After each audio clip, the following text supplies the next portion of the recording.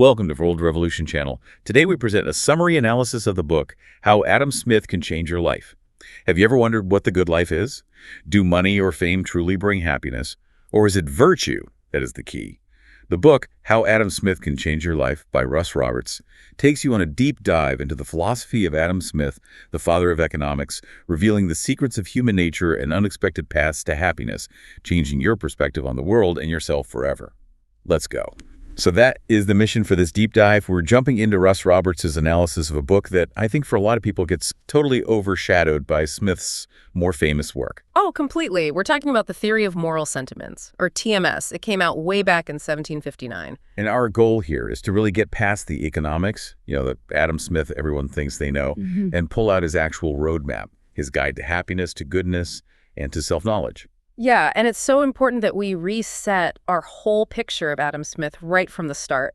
Well, if you only know him as the father of economics, the guy behind the invisible hand and the wealth of nations, you're really only getting half the story. And maybe not even the most important half. Arguably, yes. Adam Smith was a moral philosopher first. That was his primary identity.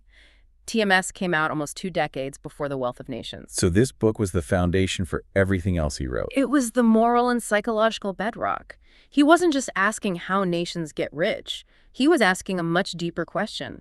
How do individuals become good? Okay, so he's wrestling with this fundamental contradiction. Exactly. I mean, if we are all, at our core, self-interested beings, which Smith totally acknowledges, then why do we do good things? Why do we act in ways that help other people, especially when it costs us something? Right. Why do we show kindness or sympathy or a sense of justice, even when our immediate selfish brain is telling us not to? And this book is his attempt to answer that. It's this incredible mix of psychology, philosophy, and what we'd now call, early behavioral economics. So what makes diving into it now through Roberts' analysis so timely? Well, Smith's writing is brilliant, but let's be honest, it can be a bit dense for a modern reader. Right. Roberts just makes it so accessible. He distills the core wisdom. And that wisdom is all centered on this one question. The big one. What is the good life?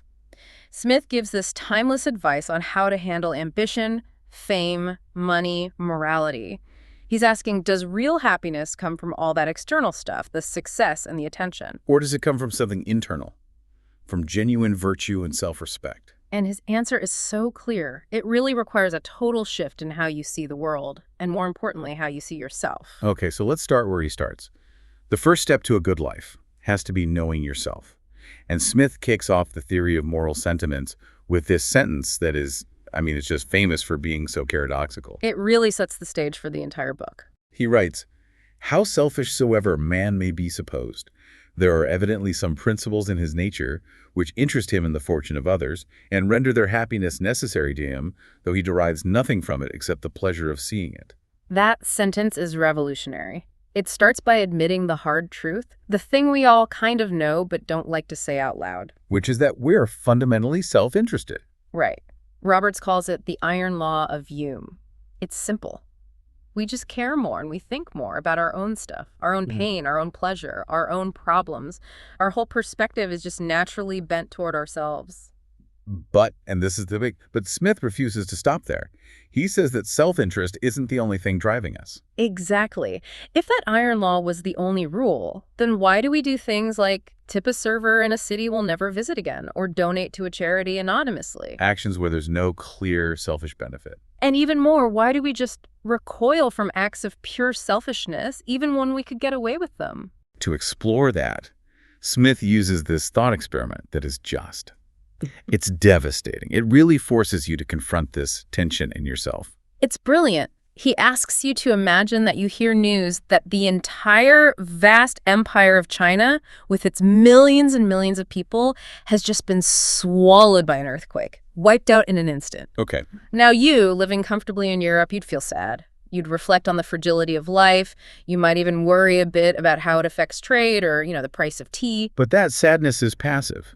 It doesn't actually cost you anything. It's a ripple in your own day. It's a mild disturbance in your own tranquility, as he puts it. But then Smith asks the real question, the horrifying one. Which is? If you could save all those millions of people, prevent the entire catastrophe, but you had to sacrifice your own little finger, would you do it? And the immediate visceral answer he expects from us is, No. No. Your own physical pain, even a small one, looms larger in your immediate feelings than the abstract tragedy of millions of strangers. Our self-love is just that powerful.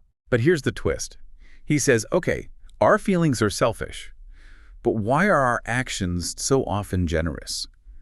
Why wouldn't a decent person ever actually make that trade? Right. What is the force inside us that stops us? If my finger matters more to me than a million lives, what prevents me from acting that way? Because we couldn't live with ourselves. That's it. Smith says that human nature just recoils in horror at the thought of such a monstrous bargain. The mind can't bear it. He says there's never been a person who could seriously entertain that choice. So what is that force? What is that internal police officer that steps in when our selfishness wants to take over? That is Smith's single greatest psychological insight. He calls it the impartial spectator. The impartial spectator. It's this imaginary, objective person we carry around inside our heads, a figure who watches everything we do, knows all our intentions, and sees the morality of our actions with perfect clarity. So it's our conscience. It's his word for conscience, yeah.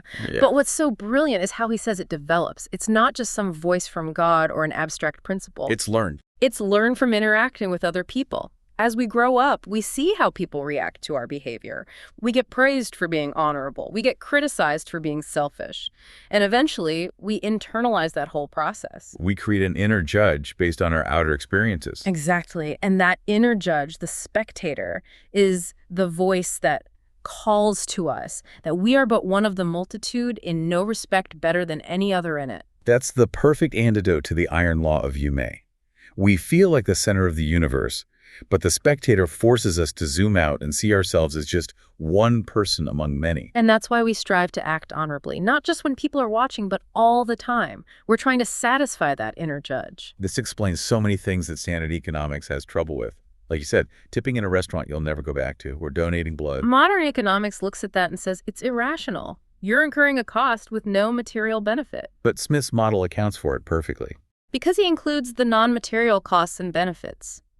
The cost of not tipping isn't zero. The cost is a loss of self-respect. It's knowing that you violated the standards of your own impartial spectator. And the benefit of doing the right thing, the good feeling you get, outweighs the $5 you left on the table. You see this struggle play out so powerfully in literature. Russ Roberts brings up Jean Valjean from Les Miserables. Oh, perfect example. Valjean is free, he's built a new life, he's a respected mayor. And then he finds out that some poor guy who looks like him has been arrested and is about to be sent to prison for life in his place. The purely rational, self-interested choice is obvious. Stay quiet. Of course, no one would ever know, but he's tormented by it. His internal struggle isn't about getting caught. It's about how he can face himself. How can he live with his own impartial spectator, knowing his freedom is built on such a monstrous lie? And in the end, he can't. He turns himself in. The moral cost was just too high. Exactly. The loss of his self-respect was a bigger price to pay than the loss of his freedom. You know, this concept of the impartial spectator, it's not just for these huge, dramatic moral crises. It feels like a tool for everyday self-improvement, almost like an 18th century version of mindfulness. That's a great way to put it. It is a form of mindfulness. Smith is basically saying that the only way to truly know yourself is to constantly practice stepping outside of your own head. To see yourself as others see you. Or as an objective party would see you. It forces you to pay attention instead of just drifting through life, totally oblivious to your own habits and flaws. So when I get annoyed about something petty or I'm procrastinating on a big project, the exercise is to stop and ask. What would the spectator think? If you saw someone else acting this way, what judgment would you make? It's a mirror. And holding up that mirror is the only way you can start to correct your own behavior. It's the first step to becoming a good person. To becoming lovely, as Smith would say. And that's the prerequisite for everything else, for the good life itself. Okay, so self-knowledge is the foundation. Let's build on that and get to the ultimate goal, how to be happy. Smith has this amazing 12-word summary of what every human being is chasing. It just cuts right to the core of it all. He says, man naturally desires not only to be loved, but to be lovely. And that distinction between being loved and being lovely, that is everything. They seem like they're the same thing, but the gap between them is where so much of our unhappiness comes from. So let's define them. What does he mean by loved? Being loved is all the external stuff. It's validation. It's being respected, admired, appreciated, noticed. It's having people think you're important.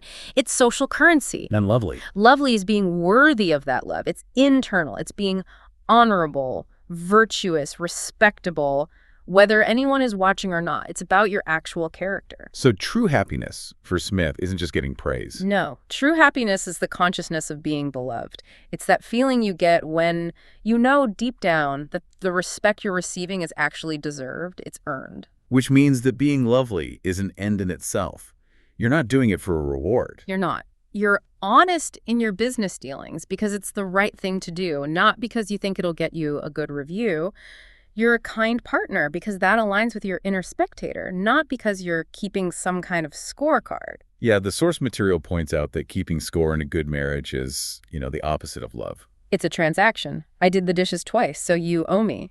That's not a relationship built on loveliness. It's just accounting. The real danger, then, is when we chase being loved at the expense of being lovely. That's the great deception. When you get all that external validation, but it's for a false image, the pleasure you get from it has to be hollow. Think about someone like Bernie Madoff. For decades, he was loved. He was revered, admired, trusted by the most powerful people. But he knew. Every compliment he received, every award he was given, was based on a giant lie. He knew he wasn't lovely. That praise must have felt like a constant, painful reminder of the fraud he was. The external success becomes a kind of prison. Smith actually says that undeserved praise is way more painful than deserved criticism. He calls it a reprimand. It's a constant reminder of what you should be, but aren't. That gap between the public perception and the private reality is where happiness just dies. It completely dissolves. And this explains Smith's deep, deep skepticism about chasing extreme wealth and fame, what Roberts calls the gaudy road. But if that road is so often a trap, why are we also drawn to it? Because that chase is driven by that fundamental desire to be loved, to be noticed, to feel relevant. It's often not about the stuff itself. It's about the attention the stuff gets you. Precisely. Smith writes that the rich man glories in his riches because he feels that they naturally draw upon him the attention of the world.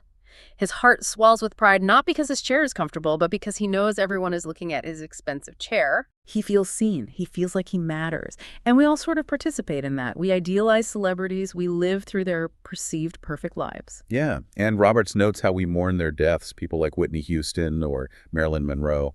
It feels so tragic because we see it as the end of such perfect enjoyment, even if we know their private lives were often filled with misery. And that longing for their life fuels our own ambition.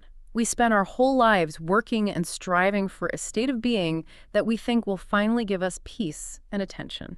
But the great irony, which Smith saw so clearly, is that the final destination of all that frantic effort is often just the simple tranquility that was available to us the whole time. This brings up those classic stories, the one about Pyrrhus, the Greek king. Yes. Pyrrhus is laying out his grand plan for conquest to his advisor, Cineas. He says, first, I'll conquer Rome. And Cineas asks, and then what? Then I'll conquer all of Italy. And then what? Then Sicily, then Carthage, on and on. Finally, Pyrrhus says, then, my dear friend, we will live at our ease, drink all day, and enjoy pleasant conversation. And Cineas just gently asks, and what, sir, is stopping us from doing that right now without all this trouble and danger?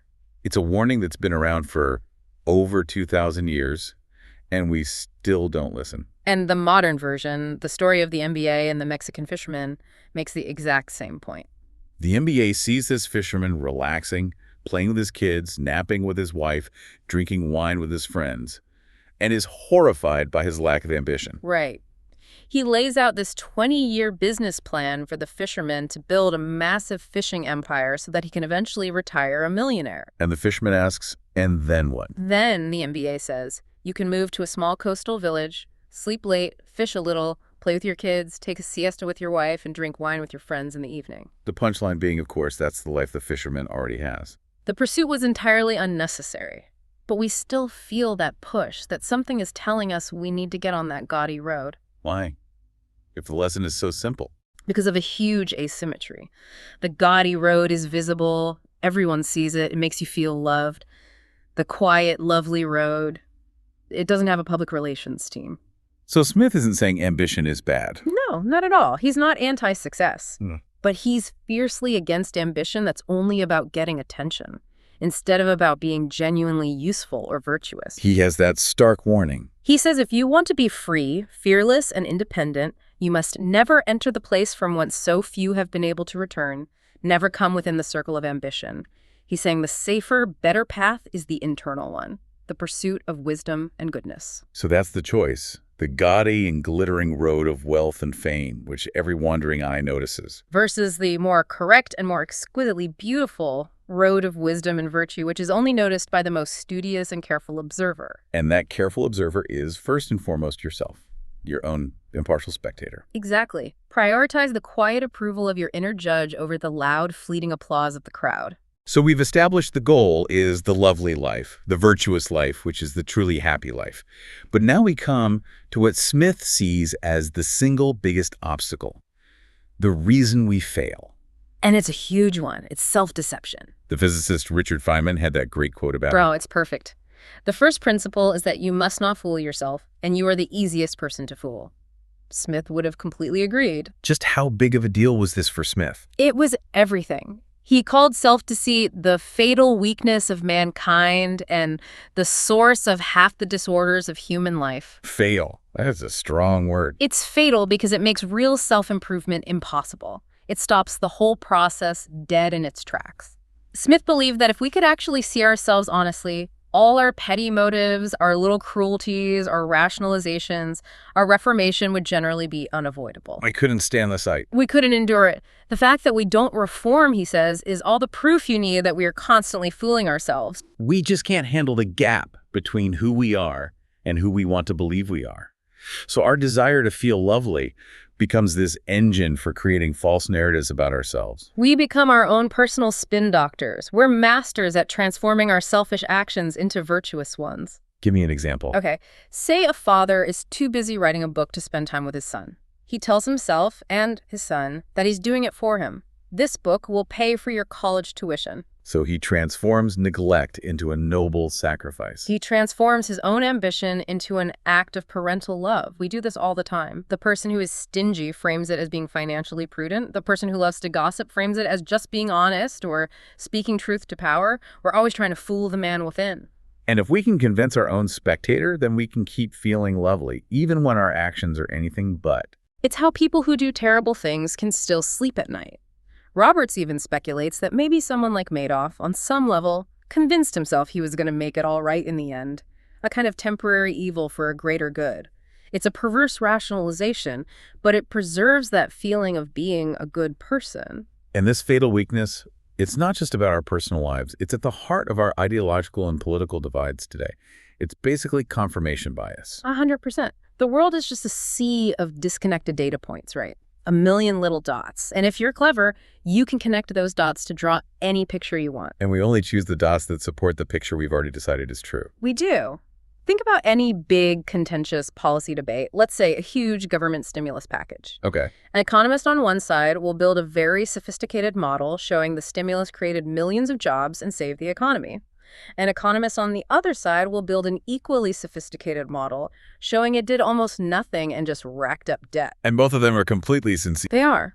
Both sides genuinely believe they are lovely. They believe they are virtuously pursuing the truth for the good of humanity. But because of this fatal weakness, they dismiss any evidence that contradicts them. They say the other guy's study is flawed, or the data is bad, or that he's just a political hack. They lack the humility to admit that the world is unbelievably complex and that our tools for measuring it are imperfect. Our desire to be intellectually right, to be lovely in our minds, is stronger than our ability to accept messy, uncertain reality. It's what the economist Hayek called the pretense of knowledge. We'd rather have a neat, clean story that makes us feel smart than grapple with the chaotic truth. There's another form of this, too, a kind of professional self-deception. You could call it the hammer and the nail problem. Meaning, if all you have is a hammer, everything looks like a nail. Exactly. Your professional training sincerely convinces you that your specific solution is the best one for every problem. The example from the book is about a leaky basement. Right. You bring in a waterproofing expert, they'll recommend a $20,000 trench around your house. You bring in a sump pump guy, he'll recommend a pump. You bring in a landscaper, they'll say you just need to regrade the soil. And they all genuinely believe they're right. They're not necessarily trying to rip you off. Their sincerity is what makes it so dangerous. Their self-deception is powerful. Their desire to be a capable, effective professional, to be lovely in their field, blinds them to other possibilities. It even happens in medicine. An ENT surgeon, for example, has spent a decade perfecting surgical techniques. Their whole identity is tied to being a great surgeon. So they might be more likely to genuinely believe that surgery is the best option over, say, a less invasive nasal spray. It's not malicious, it's just that their hammer is so elegant, they see every problem as a nail. The most chilling example of this is that historical one about the doctors in the 19th century and childbed fever. Puerperal fever, yeah. It was killing new mothers in maternity wards at horrifying rates. And it turned out the doctors themselves were spreading it. They were going from performing autopsies directly to delivering babies without washing their hands. But when a few scientists suggested this, the medical establishment was outraged. They were furious. They couldn't stand the thought that they, the healers, the instruments of life, were actually agents of death. Their impartial spectators just couldn't handle that reality. It was easier to believe it was caused by bad air or just bad luck. Anything was better than confronting the horrifying truth. Smith is warning us that our need to feel lovely is so strong it can make us deny even the most obvious evidence. So overcoming that is the great challenge, which leads us to the practical part. How do we actually do it? How do we earn that respect and become lovely?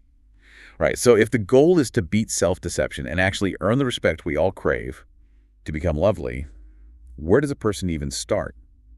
Smith gives us a starting point, a concept he calls propriety. It's an old-fashioned word, but the idea is incredibly relevant. It sounds like it's just about, good manners. Well, it includes that. Propriety is the minimum standard for behavior. It's meeting the basic expectations of the people around you, saying please and thank you, not talking with your mouth full, using an indoor voice. But for Smith, it goes much deeper than that, doesn't it? Oh, much deeper. For him, the most important area for propriety is our emotions. It's about displaying the appropriate emotional tone for a given situation. And his key insight is that we judge other people's emotions based on whether we can sympathize with them, or, as he puts it, whether we can find concordance. Right. If your emotional reaction matches my capacity to feel that same emotion, I approve. If it's way out of whack, I disapprove. So if a friend tells me they stub their toe and they start weeping hysterically, I'm going to disapprove. Not because I'm cruel, but because their reaction is just completely out of proportion with the event. And my ability to feel that same level of grief for a stubbed toe is basically zero. Conversely, if someone tells a mildly funny joke and you start laughing so hard you can't breathe, I might find your reaction annoying. It's just, it's off-key. This creates a really interesting problem, though, because true emotional unison is impossible. I can never feel your grief over losing a loved one as deeply as you do. Never. The iron law of Yuon is always there. My own life, my own concerns are always running in the background. So if unison is impossible, how do we ever find that approval? We aim for concordance. We aim for harmony, not for unison. And this is where the psychology gets so fascinating. How does it work? Since the bystander, the person listening, can't raise their emotion up to the intense level of the person suffering, the sufferer has to bring their emotion down. You have to moderate it. Smith says the sufferer flattens the sharpness of its natural tone to a pitch that the spectator can actually go along with. And in return, the spectator tries to meet them partway, to sing a little louder. It's like tuning instruments to each other. A mutual negotiation of feeling. And the amazing thing is that this process actually helps the person who is suffering. The very act of moderating your grief to a level where someone else can share it, it actually lessens the pain. The sympathy you receive is the only real comfort there is. This explains so much about how we interact with different people, what the book calls the rings of intimacy. Yeah. We instinctively adjust our emotional pitch based on how close we are to someone. We expect deep sympathy from a spouse, so we might share the raw, unflattened emotion with them. But with a casual acquaintance. With an acquaintance, we expect almost no sympathy. So we assume what Smith calls tranquility before them. We talk about our situation in general terms. We don't dump the full emotional weight on them. You see this play out every day. It's that classic scenario. You're in the middle of a huge, heated argument with a family member.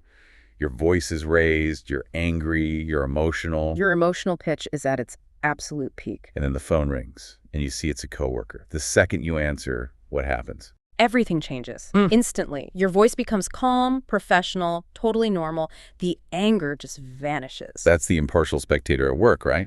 The expected lack of empathy from the coworker forces you to see your own situation through their calm, detached eyes. You're forced to flatten the sharpness of your tone to a pitch they can handle, and in doing so, you actually feel calmer.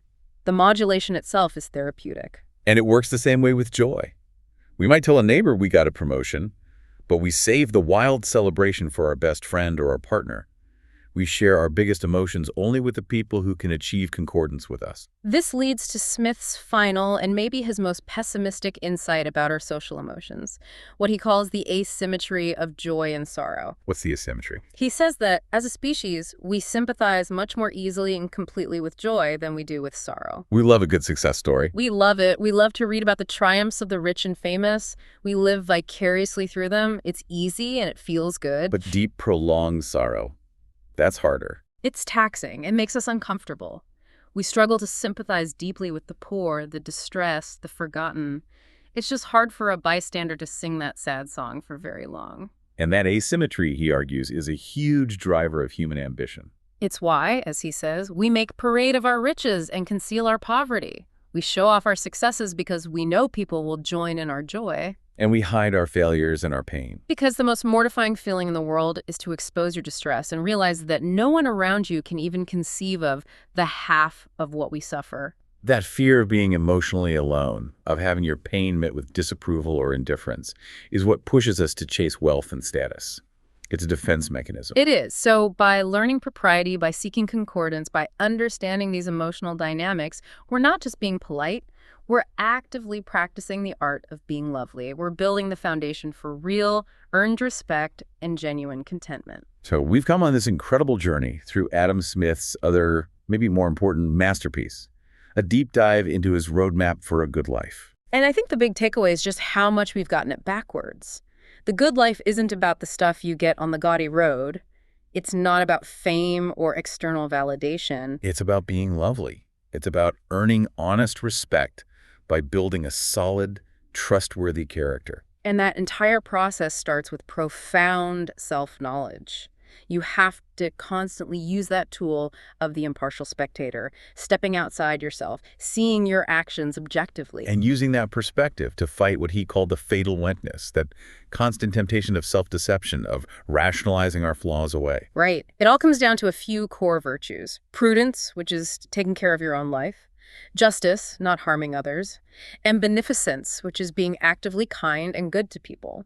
But what's so powerful about his vision is that virtue isn't just for big, heroic moments. Not at all. The source material makes this point so beautifully. It argues that every small, unhistoric act of virtue, the things you do when absolutely no one is watching. Like keeping a small promise, or refusing to laugh at a cruel joke. Exactly. Those little acts are incalculably diffusive. They spread, they ripple out and join with the quiet, decent actions of millions of other people to create a culture of trust and decency. There's that great line, paraphrased from George Eliot in The Source, that the reason the world isn't as bad as it could be is half owing to the number who lived faithfully a hidden life. That's incredible. Smith is saying we should be lovely not for the applause, not for fame, but because it's how we hold society together. Every time you honor someone's trust, you're making it a little more likely that someone else will do the same. You're making the world better in these small, quiet, powerful ways. So the provocative thought we want to leave you with this week is this. Think about a difficult ethical choice you're facing right now, big or small. Are you busy rationalizing the easy, convenient answer? Or are you pushing yourself to take the difficult path, the one that would satisfy that most studious and careful observer, which is, of course, yourself, as you truly wish to be? Thank you for watching. Please like, share, subscribe, follow up in the next topic. Get back to continue. How Adam Smith can change your life. Welcome back to the deep dive.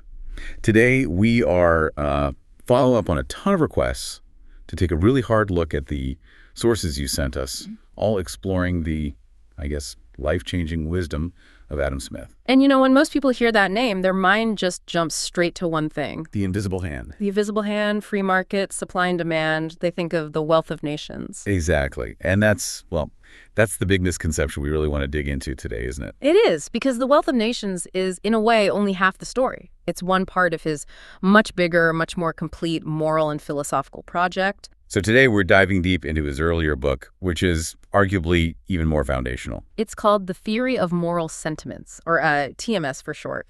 And this is a book that he obsessed over. He revisited it, revised it, right up until he died. It's this incredible masterclass in, psychology, philosophy, and practical ethics. All written 250 years ago. It's wild. It feels like it could have been written yesterday. So our mission for this deep dive is pretty clear. We want to pull out the core insights from this really unexpected guide and see how Adam Smith actually defined the good life. Right. What did he really think it was all about? Is it, just chasing happiness? Is it about maximizing your wealth? Or is it something deeper? Something about achieving virtue, about really understanding the complex and sometimes contradictory nature of being human. We have to treat Smith not just as an economist, but as a sage, a guide. So the core philosophical question he's tackling then is, what makes for a life well lived?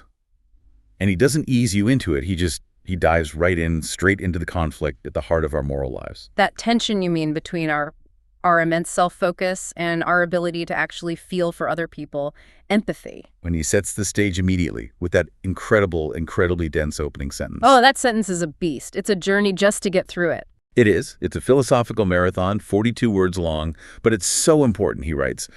How selfish soever man may be supposed, there are evidently some principles in his nature which interest him in the fortune of others, and render their happiness necessary to him, though he derives nothing from it, except the pleasure of seeing it. I mean, just listen to how he's framing that. He's being so ruthlessly realistic right from the get-go. He's not saying we're all angels. Not at all. He's acknowledging that, yeah, the foundation of human action is often self-interest. It's this, supposed selfishness that we all have.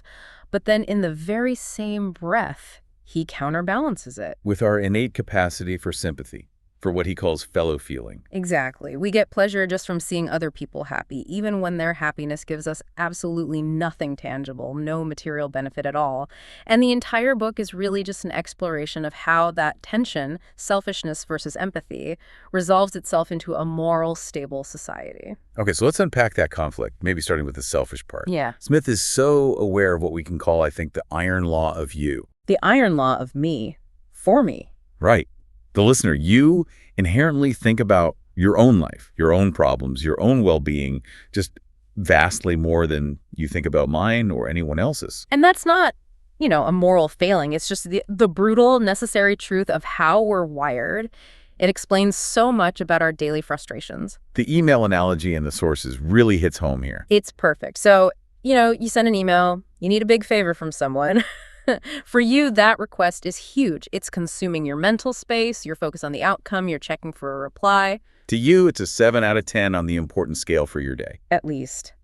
But the iron law reminds you that for the recipient, who is, drowning in their own life, their own deadlines, their own family stuff, their own inbox Armageddon, your request is just one more thing on an endless list. So your 7 is maybe a 2 for them. If you're lucky. It just means infinitely more to you than it ever possibly could to them. And Smith understood that this inherent self-focus creates this gigantic moral gap. A gap? How so? Well, if we prioritize ourselves so intensely, how can we ever achieve disinterested moral behavior? How can we ever do the right thing when it costs us something?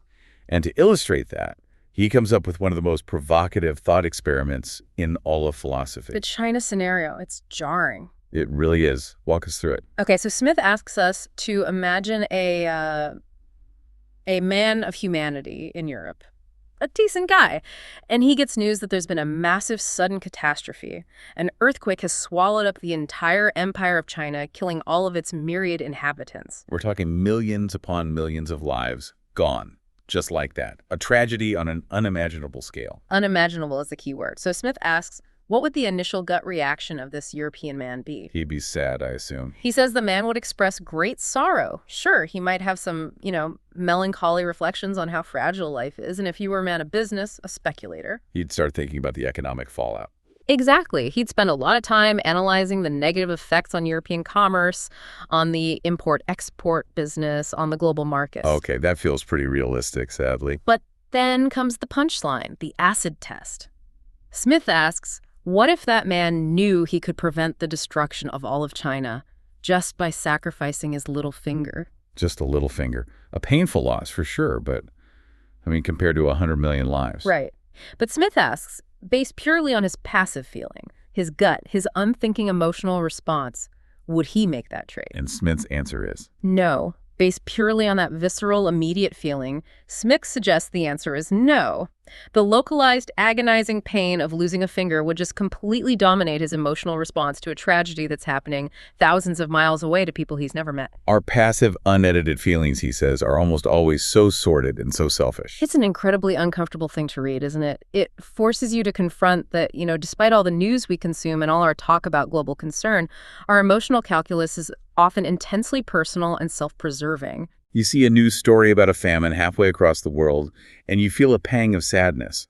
But then you stub your toe, and for the next 5 minutes, that's your entire world. That's the emotional distance Smith is isolating. Our nervous system just can't process distant suffering with the same intensity as a toothache. But here's the paradox, and this is what launches his entire moral system. He says that despite the selfishness of our passive feelings, no civilized person would actually consider making that trade. Right. The moment you ask them to act, to make a conscious moral decision, the mind recoils from that horrible bargain. You'd have to be a monster to actually choose your finger over 100 million lives. So if our gut feelings are selfish, what is it? What's the mechanism inside us that makes a decent, generous person sacrifice their own interests for the greater interests of others? Why do we choose to be moral? That mechanism is the impartial spectator. The IS for short. The impartial spectator. Yeah. Since we are, as he says, fatally prone to self-love and self-deception, we need an internal corrective, something to keep us honest. And this isn't a religious idea, like God watching you. No, not necessarily, and it's not based on, abstract philosophical rules. It's fundamentally social. It's an internal, imaginary, objective, fellow human being. So you imagine someone else watching you. Someone you converse with in a virtual sense who is judging your actions clearly and fairly without all your biases. I like that framing. An imagined objective observer. So it's our conscience, but a conscience rooted in social accountability, even if we're totally alone. Precisely. You imagine yourself being judged by someone who knows all the facts of the situation, but who sees the morality of your actions without the fog of your own self-interest. Smith calls this the man within, the great judge and arbiter of our conduct. It's the internal voice that holds the moral line. The voice that reminds us, and this is such a critical quote, that we are but one of the multitude, in no respect better than any other in it. That's a humbling thought. It sort of shrinks your ego down to size. It has to, because when we think about selfishly preferring ourselves in a way that harms other people, that voice warns us. It tells us that we're becoming a proper object of resentment, of abhorrence in the eyes of others, and more importantly, in our own eyes. So every moral choice happens in this imaginary courtroom inside your own head. Even if I know I'll never get caught by society, if I'm alone and the crime is secret. You are always watching yourself. Through the eyes of this spectator. I have to, just for a second, step outside of myself and view my actions through this objective lens. And if you don't listen to the spectator, the cost is your self-respect. And for Smith, that cost was higher than any material gain you could ever get. The example from Les Miserables is perfect for this, Jean Valjean. It's the ultimate test. He's finally free, he's built this honorable new life, and then a case of mistaken identity happens. Some other poor guy is arrested and identified as him. And Valjean just stays quiet, he's home free forever. From a purely material cost-benefit analysis, which is how so many people think today, letting the innocent man go to prison is the rational choice. I mean, freedom is objectively better than a prison galley, right? But Valjean rejects that crude math. Why? Because he realizes that to condemn another man would make him despicable, not just to others, but to himself. He would be unable to face the man within. The impartial spectator. Exactly. He sacrifices his worldly freedom to reclaim the self he wants to be. It proves that the deepest human value isn't material safety. It's moral integrity. It's being able to live with the judgment of the impartial spectator. Which means this spectator is the essential engine of personal growth, of self-improvement, It forces us into this. It can be a painful but necessary kind of mindfulness. Stepping outside the constant stream of your own self-interest and seeing yourself as you really are. Which we are not good at. We are terrible at it. Smith recognized that our inability to see ourselves clearly, our pervasive self-deceit, is the fatal weakness of mankind. He says it's the source of half the disorders of human life. We can't stand the sight of who we really are. So we hide our own deformities from ourselves. We rationalize them away. Our laziness becomes necessary rest. Our harshness becomes necessary toughness. We invent a story where we are the good guy, where we are lovely, even when the reality is something else. And that brings us to what might be the most profound 12-word summary of core human motivation ever written. This is the ultimate goal for the good life, according to Smith. Man naturally desires not only to be loved, but to be lovely. That's it. That's the whole game right there. It's such a critical distinction, and it sounds so simple. Okay, break it down. To be loved. To be loved is external. We want attention. We want respect, appreciation. We want to be taken seriously by other people. Smith says the chief part of human happiness arises from the consciousness of being beloved. It's the social glue that holds us together. But then there's the second part, the desire to be lovely. And that's internal. It's so much harder to satisfy. It means we want to be praiseworthy. We want to earn that love, honestly, by being honorable, generous, kind, blameless in the eyes of the spectator. So loveliness is an end in itself. It's the pursuit of virtue for its own sake. Yes. And the misery that Smith identifies in the world comes when those two spheres disconnect. When you are loved, but you know deep down that you haven't earned it. You know you're not lovely. Exactly. Think of Bernie Madoff. For decades, he was one of the most loved and revered men on Wall Street. His investors, his peers, they all admired him. But he knew every single day that he was a massive fraud. He was intensely loved, Right. but profoundly not lovely. The internal torture of that must have been immense. Or look at Lance Armstrong, celebrated around the globe, loved by millions. His friends would go on TV and fiercely defend his reputation. And he knew they were defending a lie. That internal conflict, that gap between the adoration you're receiving and the deceit you have to maintain, it has to corrupt the pleasure of being loved. It has to turn it into something sour. Smith says undeserved praise should be mortifying. It should sting. Because it acts as a reprimand. It's a perpetual nagging reminder of what we ought to be, but what we are not. And that's why self-deception is the greatest enemy. Because it's the anesthetic. It allows us to feel loved without doing the hard work of becoming lovely. We rationalize selfish actions as selfless.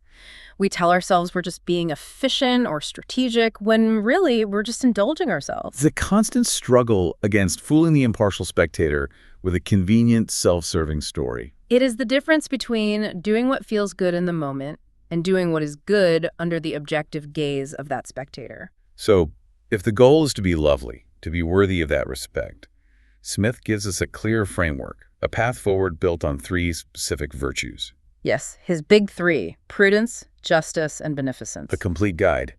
Take care of yourself, don't hurt others, and actively help others. Okay, so that's where we need to go next, the 3 virtues. This is the practical application, how to be good. Smith's path to being lovely, to actually earning that respect and admiration, is structured around these virtues. Let's start with the foundation. We have to start with prudence. Prudence is often, I think, misunderstood.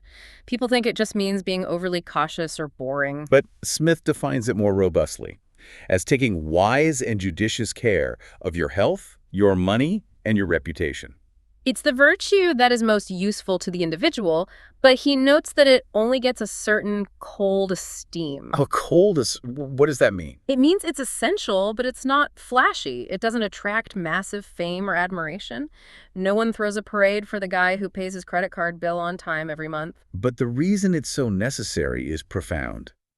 Prudence gives you independence. That's the key. It means you are not constantly a slave to immediate necessity or to debt. If you are always just running to keep your head above water, you can't be a good friend. You can't be a reliable colleague. You certainly can't be a generous citizen. Prudence is the structural integrity of a good life. It is, and it requires 2 major internal faculties. First is superior reason, the ability to see the remote consequences of your actions. Not just what happens today, but what happens 5 years from now if I make this choice. And second, and maybe even harder, is self-command, the ability to abstain from a present pleasure or to endure a present pain for a greater future gain. And that's where the struggle really begins for every single one of us. Every day. So the modern prudent person is defined by this long-term view. In terms of health, they're active, they manage their diet, they don't smoke, they think about their future self. Financially, they don't buy things they can't afford. They avoid the kind of debt that enslaves their future. And they definitely steer clear of get-rich-quick schemes. You know, Smith would have probably been a huge champion of long-term, low-cost indexed funds. Steady, quiet accumulation over risky, volatile stock picking. Very prudent. And prudence also extends to your reputation. The prudent man, Smith says, has to be sincere and honest, but he's also reserved. He's cautious in his speech. He avoids the kind of public melodrama or emotional displays that signal a lack of control. Right. He chooses his friends carefully, not based on who is cool or popular right now, but on their quiet demonstration of modesty, discretion, and good conduct. He seeks out the lovely, not just the currently loved. This, though, puts the prudent person in direct conflict with the demands of the modern world. Oh, absolutely. Because we live in an age obsessed with attention and visibility. An age dominated by what Smith would call the quackish arts of self-promotion. Social media, relentless blogging, personal branding. It's all designed solely to gain attention, to shout over the noise. It creates a huge tension between dignity and, I guess, necessity. If you're trying to promote an idea or a book or a business, you feel like you have to shout. You have to exaggerate, you have to be overly dramatic, simplify everything for clicks. And Smith would argue that this relentless self-promotion can feel deeply demeaning. It can feel counterprudent because it damages the authenticity that the impartial spectator demands. So how does the prudent person navigate this? How do you use modern tools unquackishly? It takes deep self-command, real intentionality. The prudent approach is to use the tools without ever succumbing to lies or embellishment or excessive exaggeration. You maintain a careful balance. And you have to constantly remind yourself of that iron law people are paying less attention to you than you think. If you push too hard, you just become annoying. You get shoved in the spam folder, literally and figuratively. Sometimes the most prudent choice is just silence. Preferring to feel like a sucker for lying low, rather than a shill for promoting too aggressively. That's a great way to put it. Prudence is about preserving your inner character above all else. Okay, so once we've secured our own house with prudence, the next step is how we treat our neighbors. And Smith's answer here is surprisingly simple. It's almost negative. It's justice. Justice, for Smith, is the absolute minimum moral requirement for a functional society. It is a negative virtue. Wait. Meaning, it's mostly about what you don't do. Simply not harming or injuring others. It's rooted in Hillel's golden rule. Don't do to others what you wouldn't want them to do to you. Don't steal, don't murder, don't cheat, don't break contracts, don't lie to get ahead. And the impartial spectator is the ultimate arbiter of justice. Smith says the only time the spectator can approve of you harming another person is to avenge harm that's already been done, what he calls just indignation. But if you disturb someone's happiness just because it's in the way of your own, the impartial judge cannot sanction that. Not for a second. He uses this stunning analogy to illustrate fair play, the race for success. It's one of my favorite passages in the whole book. He says that in the race for wealth and honors and preferments, you are allowed to run as hard as you can. Strain every nerve and every muscle to outstrip your competitors. That's the legitimate competitive drive of the market. It's okay to compete hard. It is. But then he draws this bright red line. He says, but if he should jostle or throw down any of them, the indulgence of the spectators is entirely at an end. If you jostle them, if you bump them off the track. That is the perfect definition of a foul. It's a violation of fair play that we, as spectators, just cannot sympathize with. The offender becomes an object of hatred and indignation. Because we can't empathize with the kind of self-love that prefers its own happiness so much more than someone else's. Justice is about making sure the field is level and the rules are respected. And what's crucial about justice, unlike the next virtue we'll talk about, is that its rules are generally precise. They're black and white. Repay a debt. Don't steal. Don't assault someone. These are clear, predictable rules that society relies on to function. Which finally brings us to the third virtue, the positive one, beneficence. Actively being good to others. And this is where the moral landscape gets slippery. Slippery how? Smith suggests that unlike the precise rules of justice, there are no rules whose observance will infallibly lead us to act with proper beneficence. It's the most challenging virtue because it's a matter of heart and intention and judgment, not just following a fixed statute. He compares it to trying to teach someone how to be a good writer or how to have true elegance. You know it when you see it, but you can't easily teach it with a checklist of mechanical steps. And that imprecision, that's what creates the justification trap. Exactly. Because the rules are vague, we can so easily rationalize our own selfish behavior and convince ourselves that we're acting with beneficence when, well, the opposite is true. The anecdote in the source material about the math homework is perfect. It is. The parent ignoring their kid's plea for help with math because they're trying to finish a book manuscript. The internal monologue is always ready to go. I'm not being selfish by ignoring him. I am being a good father. The success of this book will pay for his college fund. I'm sacrificing my immediate enjoyment for his long-term success. And just like that, the selfish act of prioritizing your own work gets cloaked in the selfless narrative of financial foresight. That is self-deception in action. It is. We transform our lack of attention into an example of superior planning. And we do this all day long. If I'm checking my phone while my spouse is talking about their day, I tell myself I'm a great multitasker or that my work is just so important. But the impartial spectator, if you were being honest with it, would probably be cringing. The lack of precise external rules for beneficence just opens the door wide for the very self-deception Smith saw as the source of our moral failures. So if the external rules are too vague, the solution has to be internal. It has to be intentional. Which is why the sources suggest creating your own small, concrete, challenging rules for beneficence. Like the specific rule of always taking a child's hand when it's offered. It's a tiny action, but the rule is so powerful because it counters that default rationalization. When you're tired or distracted, the impulse is to say, not now. The conscious, personal rule forces you to be intentional. It requires self-command, the same muscle you use for prudence, but you're directing it outward. These little challenging rules help us savor the moment and make sure we don't miss those unrepeatable opportunities for human connection. And when Smith was looking for a real-life example of someone who embodied this trifecta, prudence, justice, and beneficence, he looked to his best friend. The philosopher David Hume. He wrote that Hume approached as nearly to the idea of a perfectly wise and virtuous man as perhaps the nature of human frailty will permit. Hume was a model of integrated virtue. His ability to handle his money prudently, even when he was poor, wasn't driven by greed. It was driven by a higher moral demand. He just desired not to have to rely on other people for his needs. His prudence created independence. And because he was financially sound, he was structurally able to be genuinely charitable and generous without putting strain on himself or anyone else. And that's the highest form of the lovely man, the person who has taken care of himself first, so he can then truly focus his moral energy on others, modeling virtue for everyone who's watching. Okay, so once we've established personal virtue, being prudent, just, and beneficent in our own immediate circle, the natural ambition kicks in, right? We want to do more. We want to move beyond personal virtue to broader societal impact. And this is where Smith issues his greatest warning. This is where the temptation of the grand scheme begins. He had a name for the person who falls for this temptation. The man of system. Smith reserved his greatest skepticism, maybe even his greatest disdain, for this figure.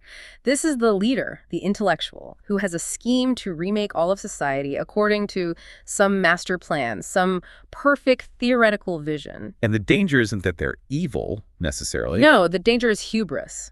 This visionary falls completely in love with the idea of their system, the beautiful, elegant, mathematical perfection of it on paper. And in doing so, they become totally blind to the actual individuals who are harmed by its implementation. This is what the sources call the chessboard fallacy. The man of system looks at society like a grand chessboard, and he imagines he can move the pieces, the people around, according to his beautiful, perfect plan. But he makes a fundamental, fatal error. He forgets that each piece, every single person, has a principle of motion of its own, a history, a desire, a motive, their own impartial spectator, which may directly oppose the flawless design of the leader. And history gives us the most catastrophic examples of this. The dreams of Pol Pot, Stalin, Mao. These were system-based dreams to remake humanity according to a single, enforced ideology. And the result was exactly what Smith predicted. The highest degree of disorder and disaster, Millions died because they refused to be compliant, predictable chess pieces. But the warning is just as relevant to our modern, non-dictatorial lives. The chessboard fallacy happens all the time. In corporate restructurings, in policy design, in urban planning, think about a massive corporate merger designed by consultants looking at a spreadsheet. They move departments, they cut jobs, they redesign workflows, all based on theoretical efficiency. The plan looks perfect on paper. But the pieces, the employees, have their own motion. They might resist the new culture, or hoard resources because they're scared, or just leave because their loyalty to the old system was completely ignored. And the perfect design fails because it treats human beings as fungible inputs, not as motivated individuals. The war on drugs is the classic modern example of this. You have kind, earnest people who see the devastation of addiction. And they pass legislation to prohibit the entire supply chain, a grand top-down plan. But the war fails because too many of those chess pieces have their own movement. Too many people have a natural desire to use the substance. And crucially, too many people see the prohibition as a chance for massive profit. You cannot easily legislate away the natural human propensity to truck, barter, and exchange, as Smith put it. It becomes a perfect demonstration of the law of unintended consequences. The force you use to impose the system just shifts the problem. It's like trying to push on water. Or, as the sources say, you squeeze a balloon over here, it tends to swell back out over there. The legislative force actually encourages resistance. And the problem just pops up in a different, often more violent or decentralized form. It really highlights the difference between force and subtle influence. Aesop's fable of the sun and the wind is pure Smithian wisdom. Remind us of that one. The wind, representing force, the man of system, blows harder and harder to try to make a man take off his coat. But the man just clutches it tighter. The force creates resistance. But the sun, representing subtle influence, incentives, emergent order, simply comes out and warms the man, and he gladly removes his coat of his own accord. Smith's lesson is a profound caution against hubris. Sometimes the best strategy is to step away from the chessboard and focus on influence, not control. So if the grand scheme is how not to make the world a better place, then the power of unhistoric acts must be how to make the world a better place. Civilization, Smith realized, isn't sustained by grand designs, it's sustained by emergent order. Spontaneous order, arising from the complex, continuous interactions of countless individuals just living their lives. It's a decentralized morality. Exactly. Society creates civilized norms through these constant peer-to-peer feedback loops. We seek approval, that desire to be loved and lovely, and we fiercely avoid disapproval, shame, and dishonor. Every single one of us is an immediate judge of mankind, constantly signaling what's acceptable and what isn't. The sum of these negligible forces need not be negligible. I love that line. Just like your personal demand for apples doesn't really affect the price, but everyone's combined demand dictates the entire market. Our small, personal, virtuous acts influence the world profoundly. These are what the novelist George Eliot called unhistoric acts. Yes. Eliot, at the end of Middlemarch, captured this idea perfectly. She's reflecting on her character Dorothea, who achieved no great fame, whose nature spent itself in channels which had no great name on the earth. And she concludes that the growing good of the world is partly dependent on unhistoric acts. And that things are not so ill with you and me as they might have been is half owing to the number who lived faithfully a hidden life and rest in unvisited tombs. It gives me chills. It's a call to trustworthiness and kindness and decency in the quiet corners of your life. When you refuse to laugh at some clever gossip that comes at someone else's expense, that's an unhistoric act. When you spend an extra 10 minutes making sure a junior colleague really understands a complex concept, that's an unhistoric act. And the impact is twofold. There's the immediate effect on that one person. And then there's the subtle but real ripple effect on the social norms. You're strengthening the culture. This is the starfish anecdote, isn't it? Tossing one stranded starfish back into the ocean seems futile when there are thousands on the beach. But the reply is, made a difference to that one. Smith's philosophy suggests every good deed has that immediate impact, but it also sustains the norms of the impartial spectator. It strengthens the cultural infrastructure for everyone else. And central to this emergent order is trust as infrastructure. Trust is a critical and often invisible characteristic of civilization that makes economic and social life possible. If you can trust the people you deal with, you don't have to waste resources on elaborate contracts or security or litigation. Life just becomes infinitely easier and more lovely.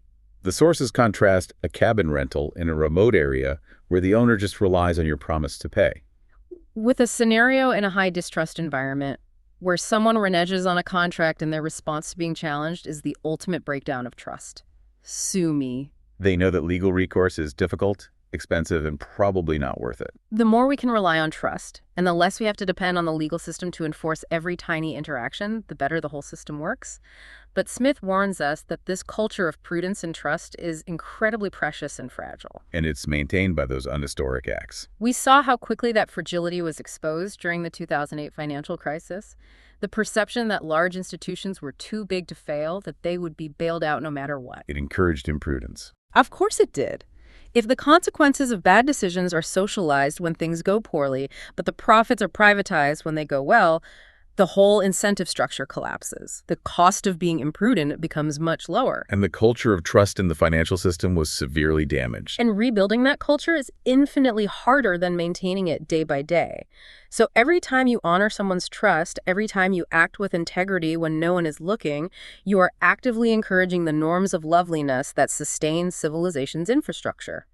Your small, quiet, moral choices are the foundation on which the world actually improves. Smith lived during the birth of the modern world. He saw this transformation from, agrarian scarcity to commercial wealth. And this new wealth, which was driven by specialization in global trade, creates undeniable prosperity. But it also creates a new moral challenge: impersonal exchange. What do you mean by that? The sheer scale of our productivity hinges on specialization. The old pencil analogy shows this perfectly. One person working alone might be able to make 20 crude pencils a year. But with cooperation and specialization, 20 people working together can produce hundreds of thousands. This exponential increase in prosperity, however, demands that we trade with strangers. Often, strangers on the other side of the planet. And that's the unavoidable price of modernity. If we insisted on only trading with people we knew and cared about personally, the old village model, we'd be limited to a tiny circle of exchange partners, and we'd go right back to the widespread poverty of the Middle Ages. When you buy something at Costco or order a product made in another country, your exchange is fundamentally impersonal. You can't possibly know or care about all the people involved in that supply chain. And this necessity of impersonal exchange is why Smith felt he had to write two different major books. Right. The Theory of Moral Sentiments, TMS, is about our emotional, social, face-to-face interactions, the world of sympathy and local trust. And The Wealth of Nations is about the commercial sphere, about impersonal exchange, the world of self-interest and vast anonymous systems. And this separation highlights the challenge for you, the modern individual. You have to navigate two different worlds at the same time. And we grow up in one sphere that prepares us really poorly for the other one. The economist Walter Williams had a great observation about this. He said the family unit is basically a socialist paradise. It's a perfect description. In the protected world of the family, the rules are intimacy, sharing, generalized love, food, rent, clothes. They're free. Egalitarianism is the ideal.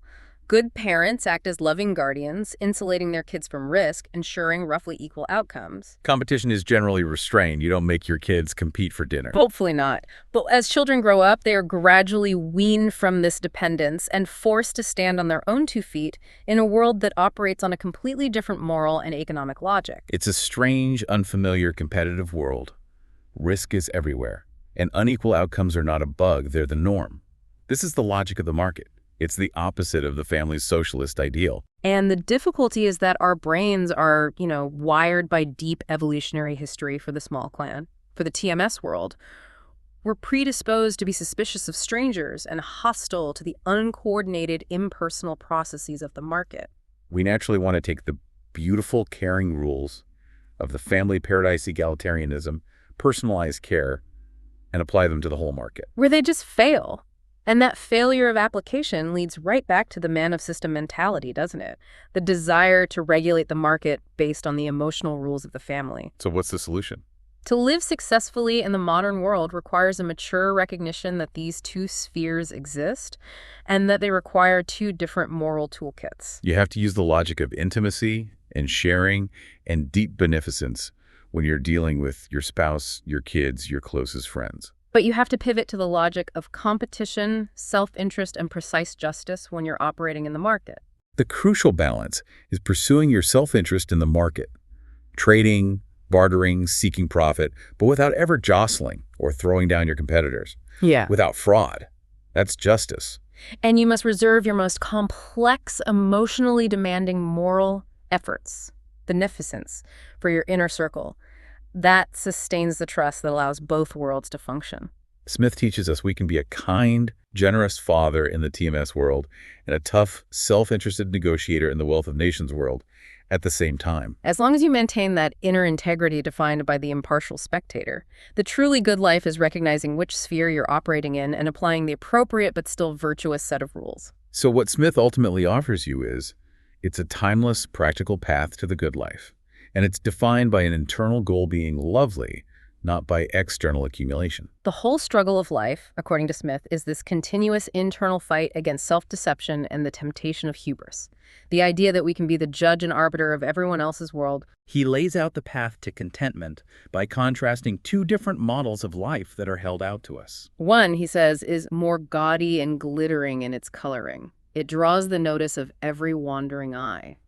This is the road paved with fame, great wealth, transient power. That's the road of the person desperately seeking to be loved by the multitude. But there's another road, the better road. It is more correct and more exquisitely beautiful in its outline. This is the quiet road of wisdom and virtue. And if you take this path, you will also be loved and respected, but the appreciation will come from the most studious and careful observer.